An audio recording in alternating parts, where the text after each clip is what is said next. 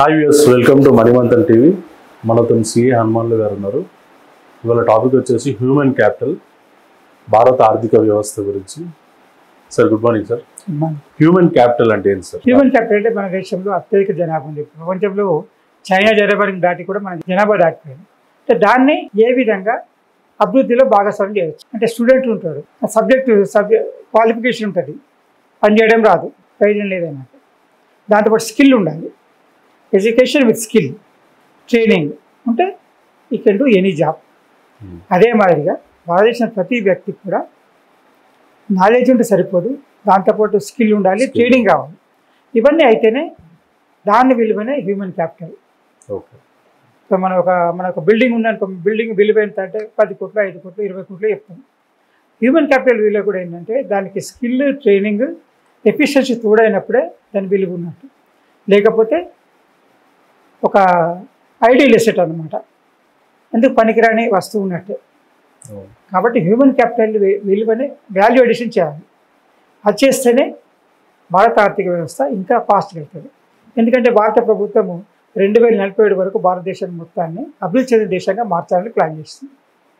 అది నిర్ణయం. అది దానికి ఎట్లా ముందుకు వెళ్ళారంటే మన భారతదేశంలో ఉండే ఒక హ్యూమన్ రిసోర్సెస్ ఏవైతున్నాయో మన జనాభాని ఉత్పాదక తయారు చేసే వస్తువుగా, అంటే ఉత్పత్తిని తయారు చేసే విధంగా, వాల్యూ అడిషన్ చేసే విధంగా వాళ్ళని తయారు చేయాలి. That is human capital. అయితే దానివల్ల ప్రయోజనం ఏంటంటే ఫాస్ట్ అవుతుంది, డెవలప్మెంట్ ఫాస్ట్ అవుతుంది, ప్రొడక్షన్ ఫాస్ట్ అవుతుంది, క్వాలిటీ పెరుగుతుంది, డెలివరీ పెరుగుతుంది, కాస్ట్ తగ్గుతుంది. ఇవన్నీ ప్రయోజనాలు ఉంటాయి. అదేవిధంగా ప్రజలు కూడా ప్రభుత్వమే ఆధారపడకుండా తమ యొక్క ఆదాయాన్ని సంపాదించుకోవడం, సెల్ఫ్ సఫిషియెంట్ కావడం తయారవుతుంది అన్నమాట. అందుకే మన ఫస్ట్ $1 ట్రిలియన్ ఎకానమీ కావడానికి 60 సంవత్సరాలు పట్టింది. సెకండ్ $1 ట్రిలియన్ కావడానికి 7 సంవత్సరాలు పట్టింది. అంటే $2 ట్రిలియన్ కావడానికి 7 సంవత్సరాలు పట్టింది. 3వ ట్రిలియన్ కావడానికి 5 సంవత్సరాలు పట్టింది. అదే ఇప్పుడు మన టార్గెట్ 2027-28 వరకల్లా $5 ట్రిలియన్ కావాలని, $4 ట్రిలియన్ దాటిపోయింది. కాబట్టి ఎంత ఫాస్ట్ చేయాలంటే దానికి ప్రతిదానికి ఎక్కువ డెవలప్మెంట్ చేయాలంటే human and natural resource, financial resource 3 కావాలి. పనిచేసే కెపాసిటీ ఉన్న వ్యక్తులు కావాలా, తర్వాత నేచురల్ రిసోర్సెస్ అంటే మెటీరియల్ కావాలి, తర్వాత 3వది ఏంటంటే ఫైనాన్షియల్ రిసోర్స్ పెట్టుబడి కావాలి, 4వది ఏంటంటే టాలెంట్, మేనేజ్మెంట్, అది కావాలి. ఈ 4 ఉన్నప్పుడే స్పీడ్గా డెవలప్మెంట్ అవుతుంది. దాని కొరకే హ్యూమన్ క్యాపిటల్ యొక్క ఇంపార్టెన్స్ చాలా ఎక్కువగా ఉంటుంది. ఏ దేశ అభివృద్ధిలో సరే, భారతదేశ అభివృద్ధిలో కూడా జనాభా అధికంగా ఉంది కాబట్టి ఈ జనాభాని ఏ విధంగా ఉపయోగపడే విధంగా తయారు చేయాలి. Don't be a job seeker, be a job provider. అంటే సెల్ఫ్ ఎంప్లాయ్మెంట్ పెంచడం, ఎంటర్ప్రైజ్ పెంచడం, తర్వాత వాళ్ళు సొంతంగా నిలబడి సొంతంగా వ్యాపారం చేసుకునే విధంగా కానీ, లేకపోతే వృత్తి చేసుకునే విధంగా కానీ, ప్రభుత్వం మీద ఆధారపడకుండా బతకగలిగే విధంగా ప్రభుత్వం యొక్క ఇచ్చే పీబీస్ అంటారు కదా, సంక్షేమ పథకాల మీద ఆధారపడకుండా వాళ్ళు స్వయంగా సంపాదించే విధంగా తయారు చేయాలని ఆలోచన చేయడం అనేది హ్యూమన్ క్యాపిటల్కి ఎఫెక్టివ్నెస్. ఇప్పుడు డెవలప్ చెందిన దేశాలు సింగపూర్ ఉంది, స్విట్జర్లాండ్ ఉంది, 10-12 దేశాలు డెవలప్ చేసిన దేశాలు. వాటిలో ఇంచుమించు 99% రిచ్ పీపుల్, 99%, 1% కూడా పూర్ ఉండరు అక్కడ. మన దగ్గర మాత్రం ఎట్లా రివర్స్ ఉందన్నమాట.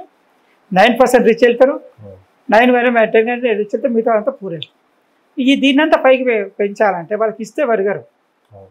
అంటే ఇంగ్లీష్లో సామెత, if A person feels hungry, don't give them fish, you give them fish net. అంటే వాళ్ళని వాళ్ళకి ఆహారం ఇవ్వాలనుకుంటే చేపలు ఇవ్వకండి, చేపలు పట్టే వలి ఇవ్వండి. అంటే ఈ విధంగా వాళ్ళ యొక్క సామర్థ్యాన్ని పెంచాలి, ప్రభుత్వం ఆధారపడకుండా తయారు చేయాలి. అది ముఖ్య ఉద్దేశం అంటే హ్యూమన్ క్యాపిటల్ ఎన్హాన్స్మెంట్ చేయడం అంటే. అయితే 2047 వరకల్లా $10 ట్రిలియన్ ఎకానమీ కావాలని ప్రయత్నం నడుస్తుంది ప్రభుత్వం. రాబోయే ట్రిలియన్ సంవత్సరం గురించి చెప్పాలంటే ఏం చెప్తారు సార్? ఎలా ఉండబోతుంది సార్? ఇప్పుడు 2028 వరకల్లా ఇప్పుడు $4 ట్రిలియన్, $5 ట్రిలియన్ వస్తుంది. అప్పుడు 3వ ఆర్థిక వ్యవస్థ భారతదేశం ప్రపంచం మొత్తంలో మనము 2047 భారత వ్యవస్థ 11వ ర్యాంకులో ఉండేది. 2014 వచ్చేసరికి 2047 మన భారత ఆర్థిక వ్యవస్థ 6వ ర్యాంకులో ఉండేది. ఓకే, 2014 వస్తే 11వ ర్యాంక్ వెళ్ళింది. ఓకే. అంటే వెనుకబడ్డాం అనమాట. 2011 నుంచి 2024 వరకు, 2014 నుంచి 24 వరకల్లా 5వ ర్యాంక్ వచ్చింది.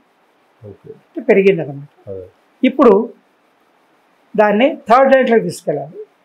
అయితే వచ్చే 2 సంవత్సరాల లోపల జర్మనీ, జపాన్ని దాటి మనం 3rd ర్యాంక్ వెళ్ళే అవకాశం ఉంది. అంటే అమెరికా, చైనా తర్వాత ఇండియా వచ్చే అవకాశం ఉంది. అంటే దాని కొరకు భారత ఆర్థిక వ్యవస్థ ప్రతి సంవత్సరము 7 నుంచి 8% పెరగాలి గ్రోత్. ప్రపంచంలో అన్ని దేశాలు కూడా 2%, 3% దగ్గర అయిపోయిన గ్రోత్. అభివృద్ధి చెందిన దేశాలు కూడా 2.5% హైయెస్ట్ పెరిగింది. కానీ మన భారతదేశం మాత్రం 7 to 8% గ్రోత్తో పెరుగుతుంది. కారణం ఏంటంటే ప్రభుత్వం clear policies, stable government, clear policies and support by government authorities, administration. దీనివల్ల మన యొక్క ఇండియన్ యొక్క ప్రొడక్షన్ పెరుగుతుంది. దాంతోపాటుగా ఇంకా స్పీడ్ వేయాలి, ఇంకా క్వాలిటీ ఇంకా పెంచాలి అంటే హ్యూమన్ క్యాపిటల్ యొక్క ప్రొడక్టివిటీ పెరగాలి, ఎఫిషియన్సీ పెరగాలి, స్కిల్ పెరగాలి, అప్ స్కిల్ కావాలి, రీస్కిల్ కావాలి. ఇవన్నీ చేయడానికే హ్యూమన్ క్యాపిటల్ మీద ఎక్కువ పెట్టుబడి పెట్టాలి అని చెప్పి కేంద్ర ప్రభుత్వం తయారు చేస్తుంది. దాని కొరకే నేషనల్ ఎడ్యుకేషన్ పాలసీ 2019లో న్యూ ఎడ్యుకేషన్ పాలసీ తయారు. దాంట్లో దాన్ని E2E, ఎడ్యుకేషన్ టు ఎఫిషియన్సీ, అంటే మధ్యలో ఎర్నింగ్ కానీ, ఎంప్లాయ్మెంట్ కానీ, ఎర్నింగ్ కానీ, తర్వాత ఇవన్నీ కూడా ఎంటర్ప్రినర్షిప్ కానీ, ఇవన్నీ కూడా కలిపి ఎఫిషియన్సీ పెరగాలి. దాని కొరకే కేంద్ర ప్రభుత్వం నేషనల్ ఎడ్యుకేషన్ పాలసీలో education, qualification, training and experience ఇవన్నీ కలపడం జరిగింది. దాని ద్వారా ఏంటంటే స్టూడెంట్ అయిపోగానే, కాలేజ్ లైఫ్ అయిపోగానే ఇమీడియట్గా ఏదైనా జాబ్ కానీ, ఏదైనా సొంతంగా వ్యాపారం చేసుకునే కానీ ఆ నాలెడ్జ్ ఉంటుంది, దాని ఎక్స్పీరియన్స్ ఉంటుంది కాబట్టి దాంతో ఇమీడియట్గా టేకప్ చేసుకునే అవకాశం ఉంటుంది. భారతదేశం కంటే చిన్న దేశాలు ఇంకున్నాయా సార్ ఏమన్నా? ఇంకా ఉన్నాయి కదా, చాలా ఉన్నాయి దేశాలు. మనం 5th ర్యాంకులు ఉన్నామంటే మనకంటే కింద ఇంకా 180 దేశాలు ఉంటాయి, చిన్న దేశాలు, తక్కువ అభివృద్ధి. చాలా దీనికంటే అన్నిటికంటే చిన్న దేశం ఏది ఉంటుంది సార్? చిన్న చాలా ఉన్నాయి, కొన్ని లక్షల జనాభా ఉన్న దేశాలు కూడా ఉన్నాయి. కొన్ని అయితే హైదరాబాద్ పాపులేషన్ ఒక సికింద్రాబాద్ పాపులేషన్ తక్కువ ఉన్న దేశాలు కూడా ఉన్నాయి కొన్ని. కాబట్టి అదే మరి ఏంటంటే మన అన్నిటికంటే ముఖ్యమైన భారతదేశంలో యువశక్తి ఎక్కువ. మన భారతదేశం ఏ అవకాశాల మీద దృష్టి పెడుతుంది సార్ ఎక్కువ? ఇప్పుడు ఏముంది, మన భారతదేశంలో 28 సంవత్సరాల వయసు ఉన్న వాళ్ళు 65% ఉంది. అంటే ఇప్పుడు మిగతా దేశాల్లో, అభివృద్ధి చెందిన దేశాలు, అమెరికా కానీ, చైనా కానీ, బ్రిటన్ కానీ, జపాన్లో కానీ ఓల్డ్ ఏజ్ ఉన్నారు ఎక్కువ. కానీ మన దేశంలో మాత్రం 28 సంవత్సరాల వయసు ఉన్న చాలామంది జనాభా ఎక్కువ ఉంది. 2030 వరకు కూడా ఇదే ఉంటుంది అనమాట. మన జనాభాలో యువకుల సంఖ్య ఎక్కువ ఉంటుంది. అంటే యువకులు అయితే 28 to 35, 28 బిలో 35 కూడా యువకుల కింద వేసుకుంటే అంతవరకు కూడా వాళ్ళకు ఎఫిషియన్సీగా పెంచవచ్చు, వాళ్ళకి ట్రైనింగ్ ఇవ్వచ్చు, స్కిల్ పెంచవచ్చు, ఎఫిషియన్సీ పెంచవచ్చు, వాళ్ళని ఎంప్లాయీగా తయారు చేయొచ్చు, ఎంటర్ప్రినర్ తయారు చేయొచ్చు. కాబట్టి అలాంటి వాళ్ళ మీద ఎక్కువగా ఫోకస్ చేయడానికి ప్రభుత్వము వాళ్ళని అప్స్కిల్ చేస్తారు. స్కిల్ డెవలప్మెంట్ ప్రధానమంత్రి కౌశల్ వికాస్ యోజన, ఓకే, దాని మీద ఇంతకుముందు అసలు ఇప్పుడు సపోజ్ ఒక కార్పెంటర్ ఉంటాడు, ఆయనకు అసలు ఇంత పని చేసుకుంటూ పోయాడు. అతను ఒక ఎఫిషియన్సీ సర్టిఫికేట్ ఎక్కర్లేదు. ఇప్పుడు ఆయన అప్లై చేసుకున్నాను అనుకోండి, 5 సంవత్సరాలు పని చేసిన తర్వాత నేను ఇది చేస్తానని అప్లై చేసుకుంటే ఆయనకు A గ్రేడో, B గ్రేడో, C గ్రేడో ఆయన పని చూసి సర్టిఫికేట్ ఇస్తారు. ఆ సర్టిఫికేట్ బేసిస్ మీద అంటే ఈయన సర్టిఫికేట్ హోల్డర్ అంటే దానికి వాల్యూ పెడతారు. అదేవిధంగా ఇప్పుడు మనకు ఒక స్టూడెంట్ బీకామ్ అయ్యి BA అయినంటే ఎట్లా సర్టిఫికేట్ వస్తే ఎట్లా వాల్యూ పెరుగుతుంది, అదే మాదిరిగా ఈ సర్టిఫికేషన్ అనేది గవర్నమెంట్ ఇంట్రడ్యూస్ చేస్తుంది.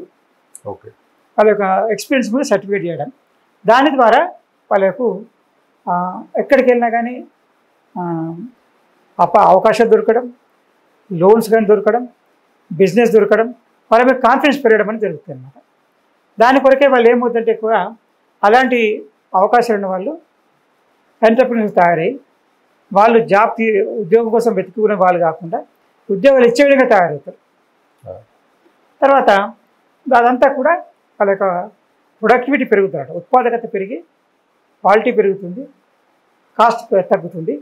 ఈ విధంగా దాని యొక్క వాల్యూ ఎక్కువ పెరుగుతాయి అనమాట. అంటే ఓవరాల్గా చెప్పాలంటే సార్, జనాభాలో 28 వయసు ఉన్న వాళ్ళు ఎక్కువ ఉన్నారు అంట. 28 నుంచి 30 సంవత్సరాల వయసు వాళ్ళు ఎక్కువ ఉన్నారు కాబట్టి ఇంచుమించు 60%, 60-65% దాకా ఉన్నారు. ఇదే రేషన్, ఇదే పర్సంటేజ్ ఇంచుమించు ఇంకొక 20 సంవత్సరాలకు నడుస్తారు భారతదేశంలో. అవును. అప్పుడు ఏమవుతుందంటే యువక జనాభా అట్లాగే ఉంటుంది కాబట్టి ఆ యువ శక్తిని ఉత్పత్తిగా అంటే ఎఫిషియెంట్గా తయారు చేయాలి. ఎప్పుడు తయారు చేస్తే వాళ్ళ ఎఫిషియన్సీని ఉపయోగించి వాళ్ళు ఉద్యోగం చూసుకోవడమా, ఉపాధి చూసుకోవడమా, వ్యాపారం చూసుకోవడమా, ఇవన్నీ చేసుకునే అవకాశం ఉంది. అదే మరి ఇప్పుడు మన యొక్క వ్యవసాయ రంగంలో ఎక్కువ మంది అవసరం ఉంటుంది. దానివల్ల ఏమవుతాడు, దాంట్లో ఎక్కువ మంది ఉన్నదాన్ని అవసరం ఉన్న 10 మంది అవసరం ఉంటే 20 మంది ఉన్నారంట. ఎందుకంటే పర్యావరణాలు ఎక్కువ ఉన్నాయి. ఇప్పుడు దాన్ని టెక్నాలజీ ఉపయోగిస్తే, ఇప్పుడు ట్రాక్టర్లు కానీ హార్వెస్టర్ కానీ ఉపయోగిస్తే మంది తక్కువ పడతారు. తక్కువ పడ్డప్పుడు ఆ ఎక్కువగా ఉన్న మంది మిగతా సెక్టర్లకు వెళ్ళచ్చు. ట్రాన్స్పోర్టేషన్ కానీ, కన్స్ట్రక్షన్ కానీ, ఇప్పుడు మిగతా ఏ వస్తువు ప్రొడక్షన్ సైడ్ కానీ దానికోసం ఉపయోగించే అవకాశం ఉంది. ఈ విధంగా అగ్రికల్చర్ నుంచి ఎక్కువగా ఉన్న వారిని నాన్ అగ్రికల్చర్ ట్రాన్స్ఫర్ చేయాలి. ట్రాన్స్ఫర్ అంటే వాళ్ళ ఎఫిషియన్సీ పెరగాలి. ఆ పెరగడానికి ట్రైనింగ్ చేయడం, అప్స్కిల్ చేయడం, ఇవన్నీ సర్టిఫికేట్ చేయడం, ఇవన్నీ సాధ్యమవుతుంది. దీనివల్లనే సాధ్యమవుతుంది. దీంతో పాటుగా ఏంటంటే అప్స్కిల్ చేయడానికి MSME సెక్టార్ ఉంటుంది, micro small and medium enterprises. చిన్న చిన్న వస్తువులు తయారు చేసే వాళ్ళ దగ్గర కూడా ఉద్యోగ అవకాశం ఎక్కువగా ఇచ్చే అవకాశం ఉంటుంది. అంటే పెద్ద పెద్ద ఫ్యాక్టరీస్లో, పెద్ద పెద్ద కంపెనీస్లో 1000 అంటే ₹1 కోటి పెడితే ఒక మంచి ఉద్యోగం వస్తుంది. అదే MSME సెక్టార్లో మాత్రం మీరు ₹1 కోటి పెడితే 25 నుంచి 30 మందికి ఉద్యోగాలు దొరికే అవకాశం ఉంటుంది. కాబట్టి MSME సెక్టర్ని ఎక్కువగా ప్రోత్సహించడానికి కేంద్ర ప్రభుత్వం ప్రయత్నం చేస్తుంది. అదే ఈ విధంగా ప్రతి దానికి కూడా ఎంప్లాయబిలిటీ పెంచడం, MSMEకి సపోర్ట్ చేయడం, తర్వాత స్కిల్ పెంచడం, తర్వాత స్కూల్ లెవెల్ నుంచే ఎడ్యుకేషన్ పెంచడం, earn value learn. School level నుంచే వాళ్ళని ఒక పార్ట్ టైం ఉద్యోగం చేయడం, లేకపోతే వాళ్ళని ట్రైనింగ్ ఇప్పించడం, స్టైపెండ్ లాగా ఇవ్వడం, ఇంటర్న్షిప్ ఇప్పించడం, తర్వాత క్వాలిటీ ఆఫ్ ఎడ్యుకేషన్ పెంచడం. ప్రైమరీ స్కిల్ నుంచి వొకేషనల్ స్కిల్స్ అంటే మనము ఇప్పుడు గోల్డ్ స్మిత్ కానీ, అంటే వడ్రంగి కానీ, టైలర్ కానీ ఏదైనా తయారు చేసే వాళ్ళు ఉంటే వాళ్ళ యొక్క స్కిల్స్ పెంచడం, బిల్డింగ్ రీస్కిల్లింగ్, అప్స్కిల్లింగ్ చేయడం, ఇవన్నీ కూడా స్కూల్ నుంచి వర్క్ చేసే విధంగా తయారు చేయడం అనేది ప్రభుత్వము పెద్ద స్టెప్ తీసుకోవడం జరిగిందనమాట. దీని ద్వారా మనకు ఎక్కువగా ఉద్యోగ అవకాశం దొరికే అవకాశం, ఉపాధి అవకాశం పెరిగే అవకాశం ఉంది. అండ్ ప్రతి స్టూడెంట్ కూడా తన ఇంట్రెస్ట్ తగ్గట్టు, తన ఎఫిషియన్సీ తగ్గట్టు ఎడ్యుకేషన్, స్కిల్ అంటే సర్టిఫికేషన్ 3 దొరికే అవకాశం ఉంది. దాని ద్వారా ఉపాధి అవకాశం, ఉద్యోగం పెరిగే అవకాశం ఎక్కువ. ఇది హ్యూమన్ క్యాపిటల్ మీద కేంద్ర ప్రభుత్వం చేసిన కాన్సన్ట్రేషన్.